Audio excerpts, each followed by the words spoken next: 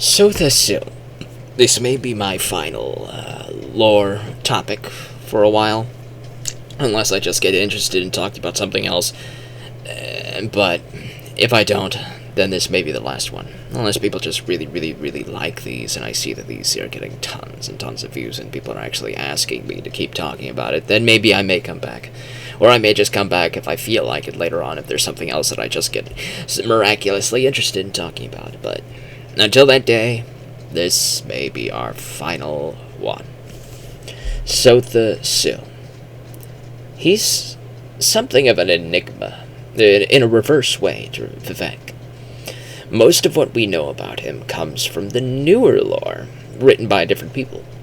And most of what we know about Vivek comes from Michael Kirkbride's writings of him in the earlier days of Redguard and Morrowind. Now, there's a new series of lore books. Well, I say new, but it's newer than the Lessons of Vivek, if that makes sense. The lessons were written for Morrowind, and these books, titled Truth in Sequence, or something like that, were written for the Morrowind Clockwork City ESO thing. I believe it was written by Lehman Tuttle. I can't confirm that, but I don't see any confirmatorial confirmation as to who would have written this if not for Lehman Tuttle. Lehman Tuttle has a degree in philosophy, allegedly, from what I could look up of him.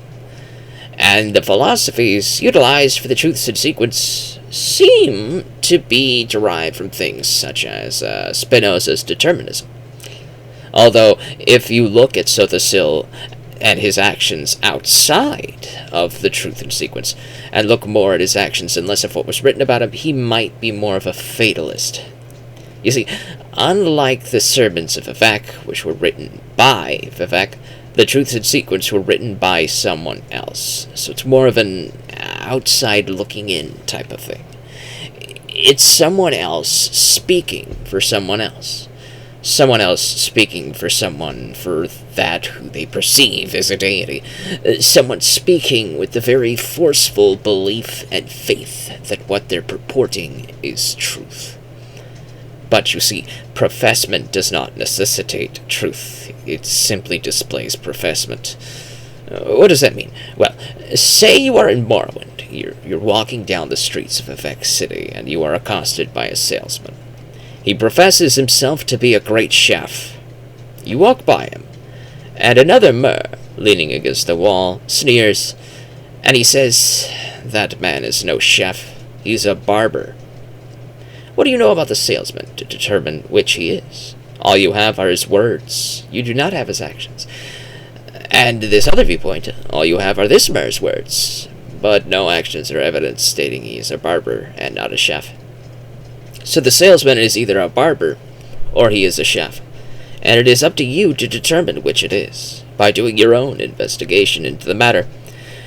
Or you could just simply shrug and believe one of the two viewpoints at face value and walk onwards without doing any digging of your own. What you make of this professment is of your own prerogative, but the professment itself is merely professment. It is not truth in and of itself. What we know from Sotha's own mouth is very little, compared to what other people say about him. These Truths in Sequence seem to be written rather forcefully, which, compared with the format of the Lessons of Vivek, we cannot derive 1,000 different meanings from a single sentence. Like with the Lessons of Vivek, in the Truths of Sequence, we generally get a single meaning, a single viewpoint, a single interpretation, which gives me the belief that everything being said is of a man professing what he believes, or it could also be what he wants you to believe. Remember, not everything written by someone could be something that they themselves believe, but rather something that they want you to believe. A lot of the Lessons of Vivek could be washed away as lies and window dressing, perhaps because Vivek wants people to think something that makes them happy, rather than think something that makes them sad. Ignorance through lies and all of that. One of the philosophies purported in the Truth in Sequence is determinism, which is something Jigalak is all about. Remember the Shivering Isles? Madness and order, chaos and order, determinism, and basically its antithesis. Alexia became mad, insane, and Sotha Sil became obsessed with determinism. Or so the truths in sequence claim. How things mirror each other! Sotha still once said he is burdened with absolute certainty. It is said he could foresee his own death coming, centuries in advance, and yet he did nothing to avoid it. Hence why I said he's more probably akin to a fatalist. Only Sotha Sil knows what Sotha Sil believed, for he did not profess often, which is why many interpret for themselves that he might simply mirror that to reinforce their belief of that, or to make them happy, maybe, who knows. Sotha Sil did once say he was a mirror or whatnot. Sotha had been working on his clockwork city since before Nerevar's death. Since before the tribunal, he was fascinated with the Dwemertech and had studied with them in their laboratories, learning many things here and there, which he would take to his own research into his own city. He had worked with the Sijic Order for a time, who is to say that Sotha might not have lived for hundreds, if not thousands of years, regardless of being a member of the tribunal, since all those of the Sijic Order are said to have had their lifespans unnaturally extended, so that they could be educated in the Sijic ways, which, in and of itself, could take centuries. Divaith Fear is said to have also been associated with the Sijics, which might explain his own unnaturally long life. I think of the three, Sotha would be the one most unaffected by whether or not he achieved divinity through Lorkhan's heart, and would have done the things he did whether he was divine or not. And he would have lived a similar amount of time as well. The realizations that he may have made through his interactions with Lorkhan's heart, however, may have been absent to him, though. So how far he would have gotten with his clockwork city, one cannot say. Alexia would probably be viewed as the weakest of the tribunal, simply because of how much she relied on the heart more than the other two. Both Sotha and Vivek had their own things keeping them busy, Vivek allegedly getting Kim and moving on his own machinations and motivations that transcended the material plane of Tamriel, as he no longer had use here, at least until the Numidium returned, if you believe Kirkbride's coda. And Sotha still had his city, which he, as I said, worked on prior to the tribunal thing. So really, Almalexia is the only one who truly was made by the heart. And without the heart, she was truly unmade. It's a very sad thing. If the Clockwork City appears to be imperfect, it is because of the Apostles. Also, the Sil managed to make the city self-sustaining without his needing to be there. The Apostles could say and do anything they liked, and he was no longer there to correct them to anyone else. So whatever they said would literally be what goes. And I doubt Sotha would concern himself with editing the truths in sequence, letting the apostles preach this, and if the people were happy to believe it, then that was all there was to it. He would let it be, as that is what they wanted it to be.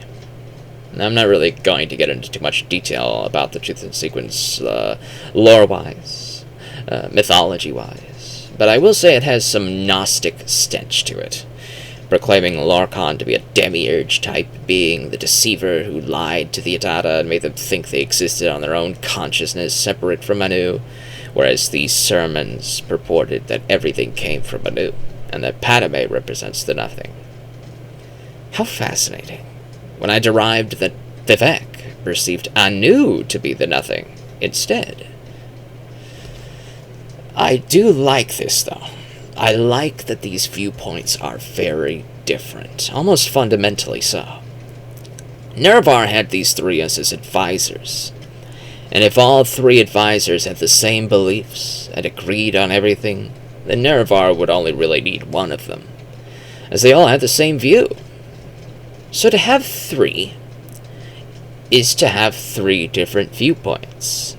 Sometimes they agree, and sometimes they do not, for they have fundamentally different worldviews about things that Nerevar can derive wisdom from. Sotha Sil has an almost fatalistic, deterministic view of the world, whereas Vivek is more of a free will aspect of the world.